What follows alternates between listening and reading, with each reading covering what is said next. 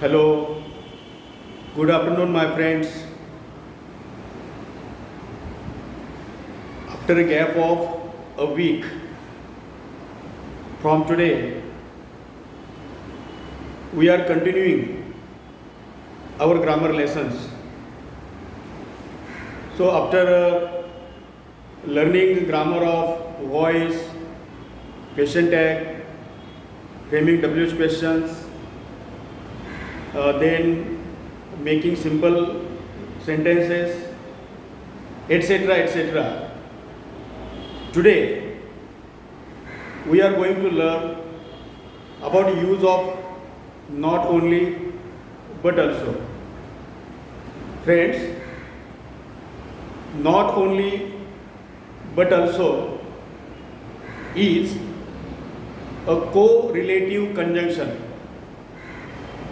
You know, conjunction is part of speech. This is also very important. This part of speech means conjunction is very important because conjunctions are used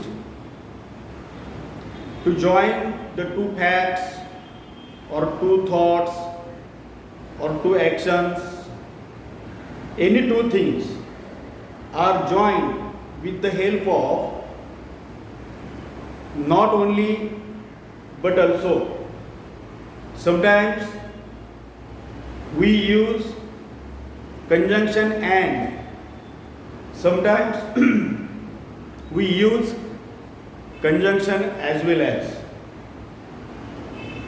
So we must know how these conjunctions are used in the sentences.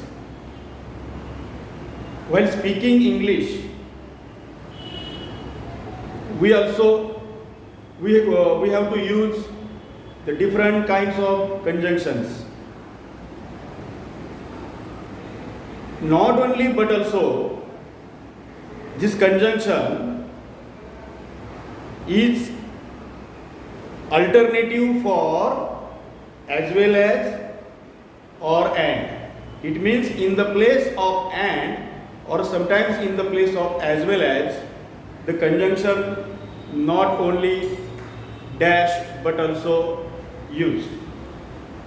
Not only but also, between not only and but also there is gap, dot dot or dash dash. It means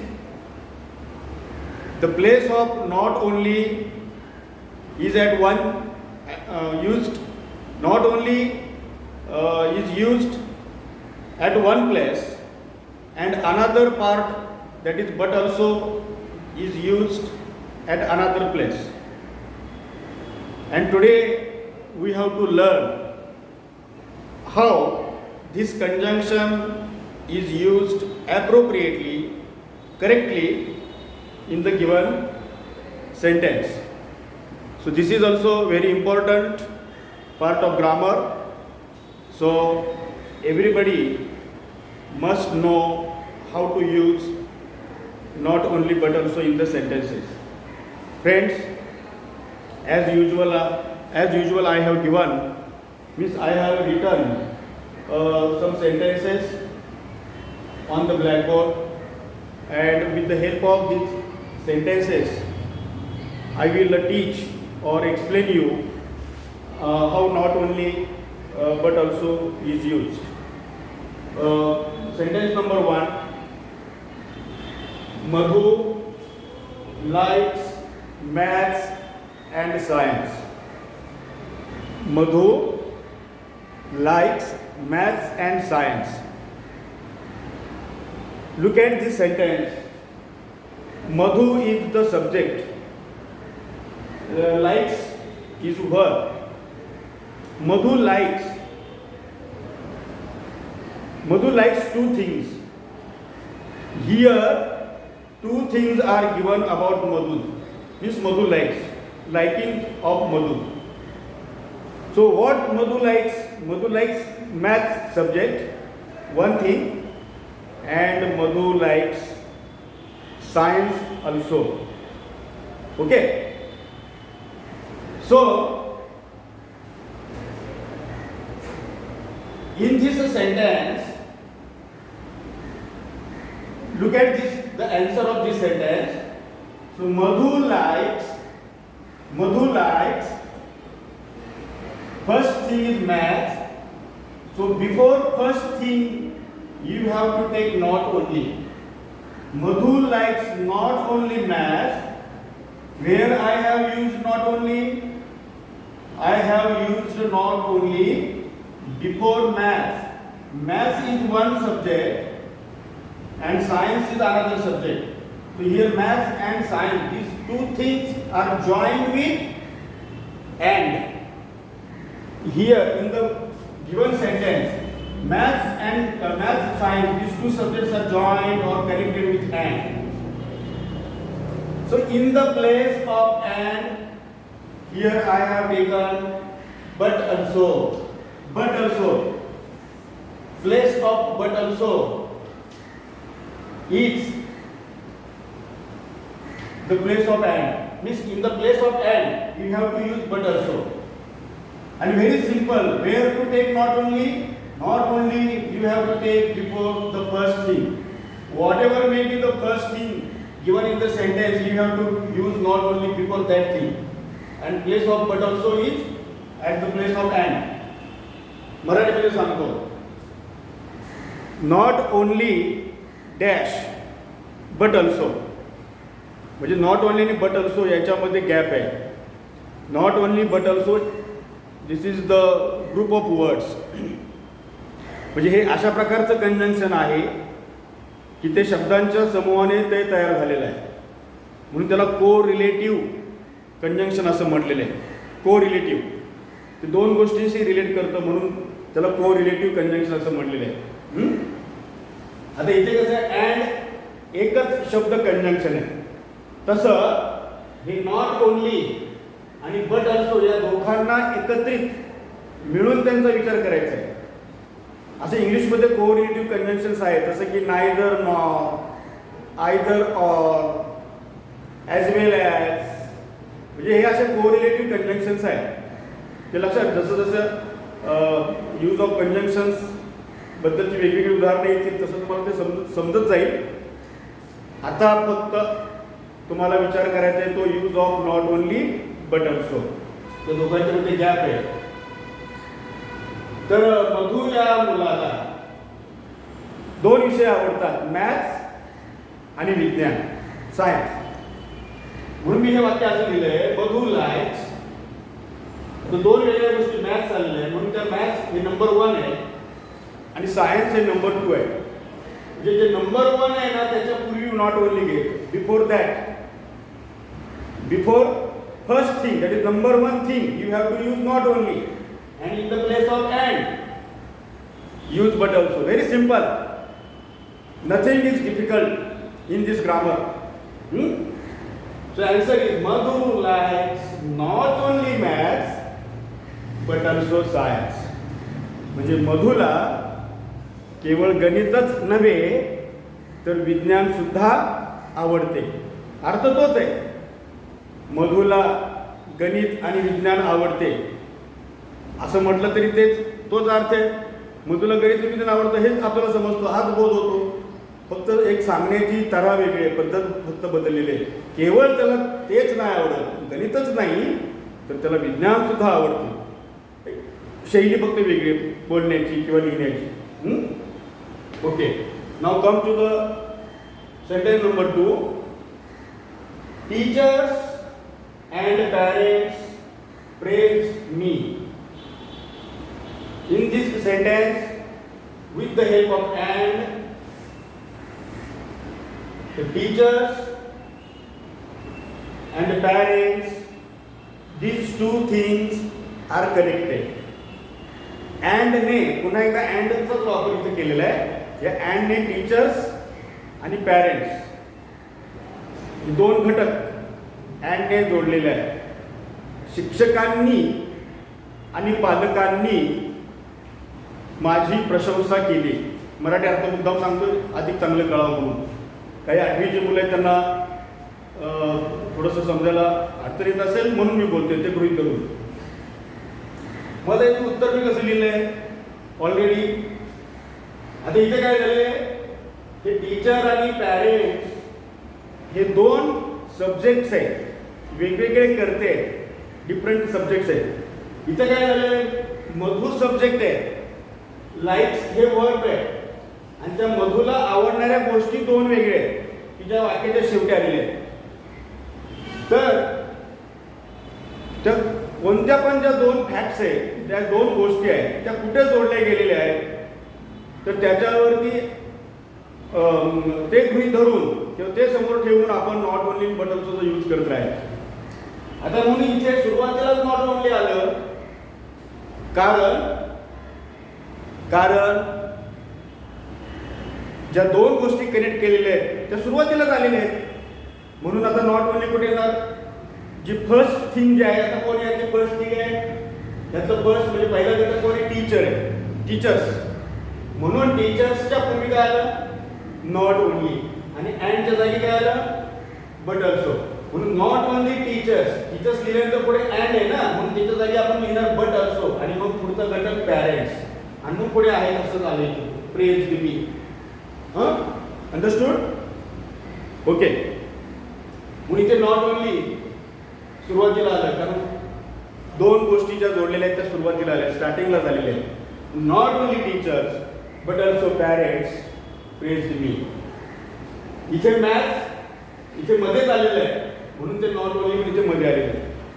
तर बिगिनिंगलाच जर ज्यांच्याबद्दल ते not only but also आपल्याला use करायचं आहे, ज्या 2 गोष्टींविषयी त्या सुरुवातीलाच आल्या, तर त्याप्रमाणेच नॉट ओनली बट ऑल्सो यांचा पण यूज केला जाईल.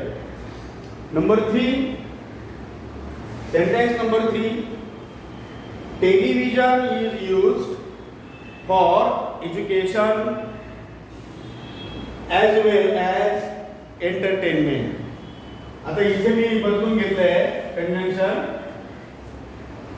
इथे पहिल्या 2 वाक्यामध्ये अँड आहे ना, इथे आणि इथे अँड आहे, बरोबर. अँडच्या जागी काय वापरलं, बट ऑल्सो वापरलं.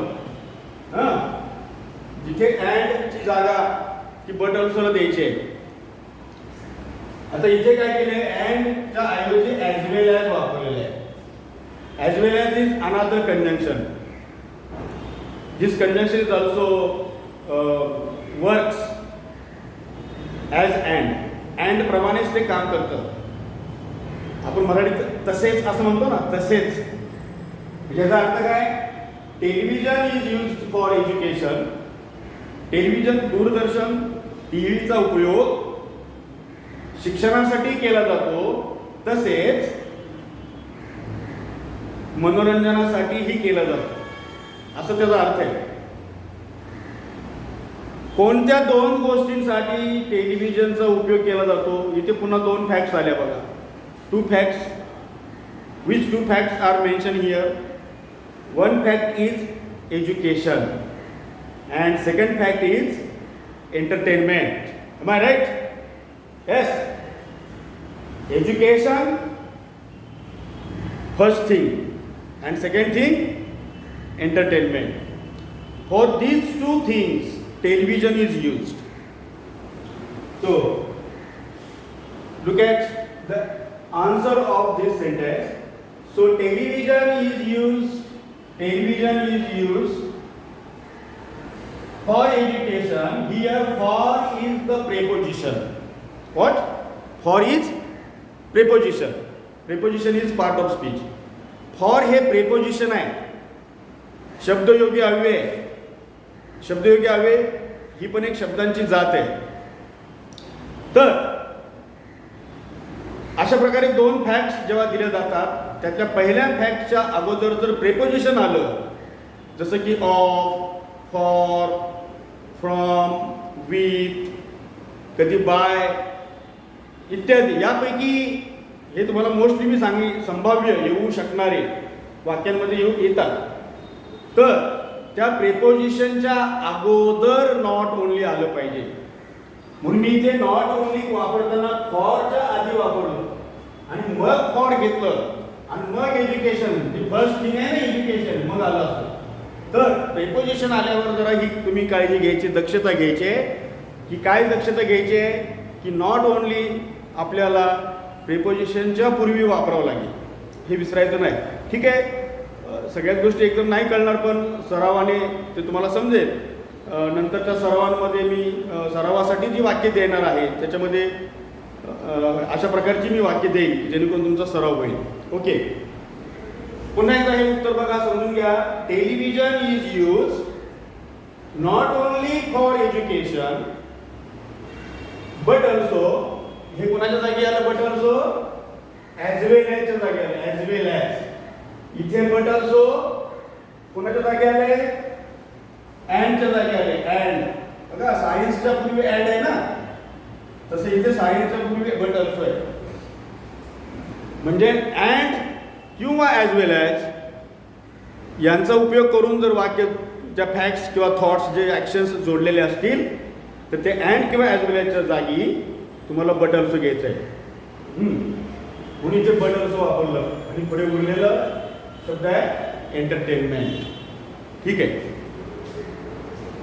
And last example, Satish plays football. First sentence, Satish plays football. Second sentence, Satish plays hockey.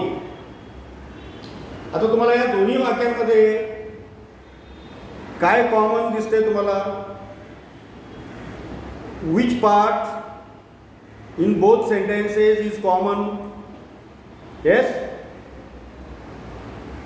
Yes, correct. Satish, Satish is common. Here is Satish, here is Satish. Another part is plays. Here is plays, here is plays. It means subject is common, verb is common, means action is common. Subject Satish and his action is playing, his plays. In first sentence, what is said? Satish plays football. पहिलं वाक्य काय सांगते? Satish football खेळतो. हे काय खेळाचं नाव नाही. कोणता खेळ? फुटबॉल खेळतो. दुसरं वाक्य काय सांगते? Satish plays hockey. दुसरं वाक्य सांगितले की सतीश हॉकी खेळतो. आपण काय एकच खेळ खेळत नाही, वेगवेगळे खेळ आपण खेळत असतो. तर इथे तुम्हाला नॉट ओनली बट ऑल्सोचा यूज करा अशा प्रकारची सूचना येते. तेव्हा वेगवेगळ्या प्रकारांची वाक्य येऊ शकतात. म्हणजे परीक्षेत एखादंच वाक्य येणार, पण त्यासाठी आपल्याला विविध वाक्य कशी विचारली जाऊ शकतील त्याचा आपल्याला अभ्यास किंवा त्याचा सराव करणं आवश्यक आहे. We must be well prepared. आपण अतिशय छान परिपूर्ण अशी आपली तयारी असली पाहिजे. कसंही वाक्य विचारलं तरी आपण ते लिहू शकलो पाहिजे. मग इथे उत्तरामध्ये काय केलं मी? उत्तर लिहिताना तर कॉमन जो भाग आहे तो उत्तरामध्ये एकदाच घ्यायचा. इथं दोन वेगवेगळ्या वाक्यांमध्ये दिले, Satish plays football, Satish plays hockey. यातलं फक्त डिफरंट काय आहे, वेगळं काय आलेलं आहे? तर एका वाक्यात फुटबॉल आहे आणि दुसऱ्या वाक्यात हॉकी आहे. तर जे निराळं आले, जे वेगळं आले तेच आपण जॉईन करायचं. तो different things are connected with not only but also. When such types of the sentences are given, you have to use common part once, एकदाच वापरायचं आहे in the answer उत्तरामध्ये, and the join different part with not only but also.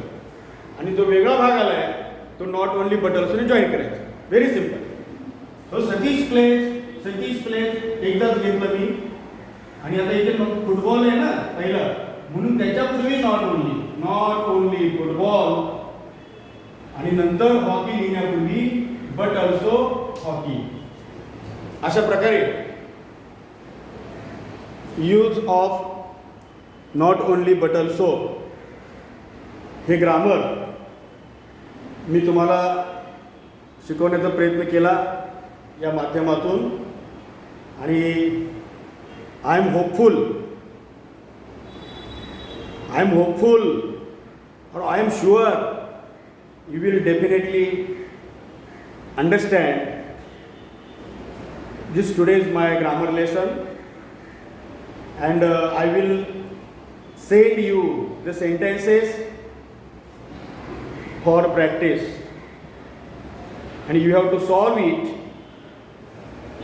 in your notebook and then send the answers of these sentences to me on my personal WhatsApp number. Thank you, dear friends. In next lesson we will see again, we will meet again in the next lesson with new grammar item. Once again, I thanks everybody.